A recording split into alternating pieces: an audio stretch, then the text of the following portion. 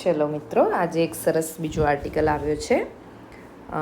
આજની તારીખ છે 23 જૂન 2026. ઇન્ડિયન એક્સપ્રેસના એડિટોરિયલ પેજ ઉપર, અને આપણા પિયુષ ગોયલ જે આપણા મંત્રીશ્રી છે, બરાબર, એમને. તો હવે આર્ટિકલની શરૂઆત થાય છે હમણાં જે સીમાચિહ્નપૂર્ણ ઇન્ડિયા યુકે કોમ્પ્રિહેન્સિવ ઇકોનોમિક અને ટ્રેડ એગ્રીમેન્ટ થયો એનાથી.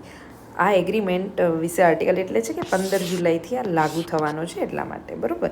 તો India UK comprehensive economic and trade agreement નામ યાદ રાખી દેવાનું છે. જ્યાં પણ લખવાનું થાય ત્યાં એક વખત ફૂલ ફોર્મમાં જ લખવાનું, comprehensive economic and trade agreement, જેને કહેવાય છે સેટા.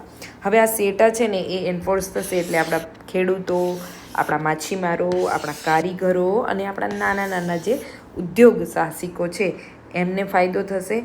ગ્લોબલી એમને વધારે કનેક્ટ થવાનો મોકો મળશે અને જોબ ક્રિએશન, નોકરીઓનું સર્જન વધારે થશે. આપણા અહીંયા ઉચ્ચ ગુણવત્તાવાળા ઉત્પાદો વધશે અને એની પ્રાઇસ પણ કેવી કોમ્પિટિટિવ થશે, વધારે સ્પર્ધાત્મક પ્રાઇસ છે એ આપણે ગ્લોબલ લેવલે પ્રાપ્ત કરી શકીશું.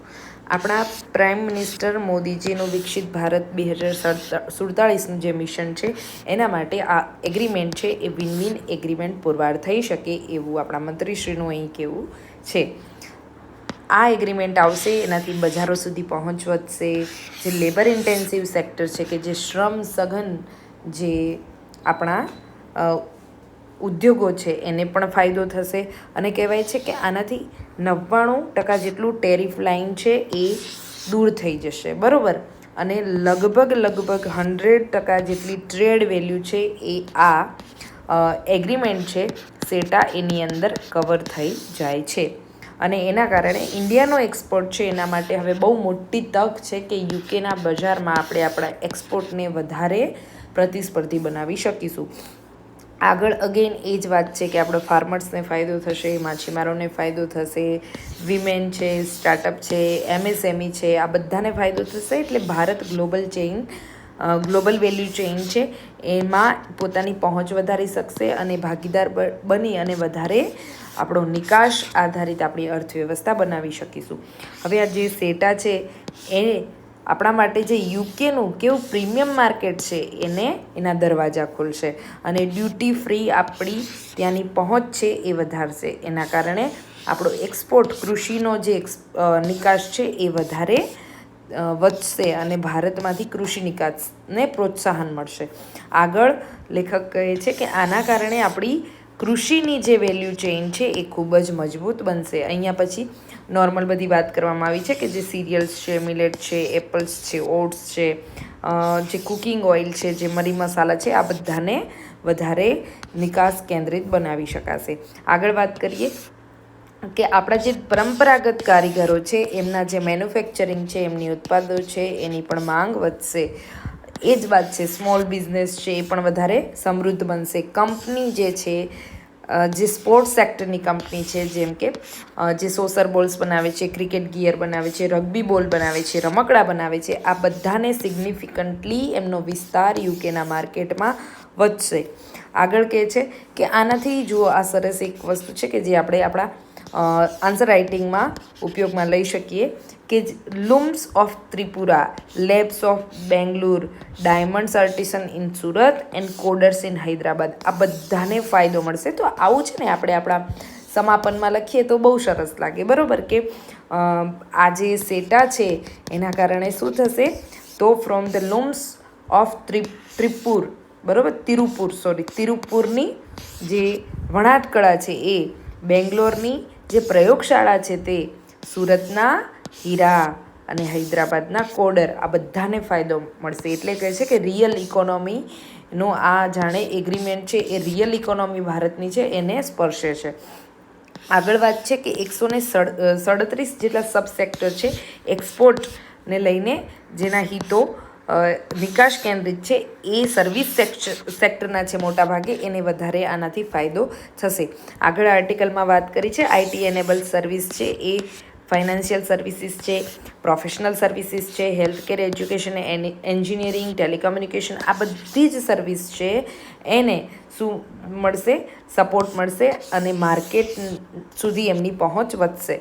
આગળ વાત છે કે મોબિલિટી, જે સ્કિલની જે ગતિશીલતા છે, કુશળતા છે, એ વધારે કેવી બનશે? વધુ લોકો કુશળ થશે અને વધુ એની માર્કેટ સુધી પહોંચ વધશે, એટલે અર્નિંગ એમનું વધશે અને કોન્ટ્રાક્ચ્યુઅલ સર્વિસ છે યુકેમાં એ પણ વધારે વિકસશે. બિઝનેસ ટ્રાવેલર્સ છે, ઇન્વેસ્ટર છે, યોગા ટ્રેનર છે, તો એવું કહે છે કે 1800 જેટલી આવી બધી સર્વિસીસ છે, જેમાં ઇન્ડિયન શેફ્સ આવી ગયા, યોગા ઇન્સ્ટ્રક્ટર આવી ગયા, ક્લાસિકલ મ્યુઝિશિયન્સ આવી ગયા. આ લોકોની મોબિલિટી છે એ આંતરરાષ્ટ્રીય સ્તરે વધશે અને આ ડીલ છે એ ઓપોર્ચ્યુનિટી પૂરી પાડે છે આ અગ્રીમેન્ટ અંદર કે એન્યુઅલી એમની મોબિલિટીને વધારવાની. બરાબર, વાર્ષિક જે પણ મોબિલિટી થતી હોય બંને દેશો વચ્ચે, ગતિશીલતા, આવા બધા રોકાણોને લઈને, યોગા ઇન્સ્ટ્રક્ટર કરે, પછી મ્યુઝિશિયન છે, તો એમની પહોંચ ઉલટાની વધારે વધશે. હવે આગળ કહે છે કે આ પ્રકારના આપણે FTAs હવે મોદીજીની લીડરશિપમાં વધાર્યા છે અને આ બહુ સાચી વસ્તુ છે કે જ્યારથી આપણા પ્રાઇમ મિનિસ્ટર શ્રી નરેન્દ્ર મોદીજીએ કાર્યભાર સંભાળ્યો એના પછી આપણું આંતરરાષ્ટ્રીય સ્તરે FTAને લઈને, સેટાને લઈને કે પછી કોઈ ઇકોનોમિક બીજા કોમ્પ્રિહેન્સિવ એગ્રીમેન્ટ હોય એમાં આપણું પ્રભુત્વ વધ્યું છે. હવે EFTA, બરાબર, કે યુરોપિયન કન્ટ્રીઝમાં આપણા જે FTA છે એમાં સ્વિટ્ઝરલેન્ડ છે, નોર્વે છે, આઇલેન્ડ છે અને લિંકનસ્ટાઇન છે. તો આ બધામાં આપણું જે કમિટમેન્ટ છે એ અત્યારે ઇન્વેસ્ટમેન્ટનું આ લોકોએ આપણને 100 બિલિયન ભારતમાં રોકાણ કરીશું એવું કહ્યું છે. ત્યાર પછી ન્યૂઝીલેન્ડ સાથે જે આપણો FTA થયો એમાં પણ $120 બિલિયન જેટલું એમને 15 વર્ષમાં ઇન્વેસ્ટમેન્ટનું કમિટમેન્ટ અહીંયા કર્યું છે. ઓસ્ટ્રેલિયા સાથે આપણો FTA થયો તો એમાં પણ આપણને જે ડબલ ટેક્સેશન નો જે ઇસ્યુ હતો એ પણ રિઝોલ્વ થયો છે, એનું પણ સમાધાન થયું છે. આગળ વાત કરે છે કે યુકેમાં જે આપણા ત્યાં આ અગ્રીમેન્ટ થવાના કારણે શું છે કે આપણા જે ઇન્ડિયન વર્કર્સ છે, ત્યાં ભારતીય કામદારો છે, એમનું જે ત્યાં ડ્યુઅલ સોશિયલ સિક્યુરિટી કોન્ટ્રીબ્યુશન હતું, બરાબર, હવે સેટા થઈ ગયો ને એટલે આ લોકોને આપણા ભારતીય જે ત્યાં હતા એમને શું કરવું હતું? એક તો યુકેના મુજબ પણ આપવું પડે સોશિયલ સિક્યુરિટીનું જે પણ એમને ફાળો આપવો પડતો હોય એ, પ્લસ એ લોકો યુકેના નથી ને ઇન્ડિયન છે એટલે એ પણ આપવું પડતું. પણ આના કારણે હવે શું થયું કે ડ્યુઅલ સોશિયલ સિક્યુરિટી કોન્ટ્રીબ્યુશન છે એ ઘટી જશે, બરાબર, અને એટલા માટે ત્યાંના લોકો છે એમનો વ્યાપાર વધારે સરળ અને વધારે સસ્તો બનશે અને આથી પ્રોફેશનલ જે ઇન્ડિયાના ત્યાં 75,000 છે વ્યવસાયકારો છે, 900 કંપનીઓ છે, આ બધાને સોશિયલ સિક્યુરિટી કવરેજનો લાભ થશે. આગળ વાત કરી છે કે 2014 પછી ફ્રેઝાઇલ 5 આપણે જે ગણાતા, ભારતની ગણના ક્યાં થતી કે એવા 5 દેશો કે જે યુકેના માર્કેટમાં ફ્રેઝાઇલ 5 ગણાતા કે આ બહુ નબળા, બહુ ઓછું એમનું વ્યાપારમાં કોન્ટ્રીબ્યુશન છે એવા છે, બરાબર. પરંતુ હવે આપણે આ ફ્રેઝાઇલ 5માંથી નીકળી અને આપણે ક્યાં આવી ગયા છીએ? આપણે મજબૂત ઇકોનોમી, મેજર ઇકોનોમિક પાર્ટનરમાં હવે આપણે આવી ગયા છીએ.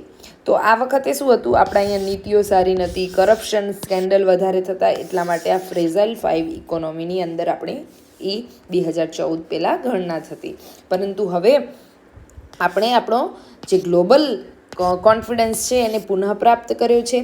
આપણે ઘણા એવા સારા સારા FTA આપણે કર્યા છે, કરારો કર્યા છે ડેવલપ્ડ કન્ટ્રીના સાથે અને હજી પણ આપણે આવા પ્રકારના કરવાના છીએ, બરાબર, વધારે FTA.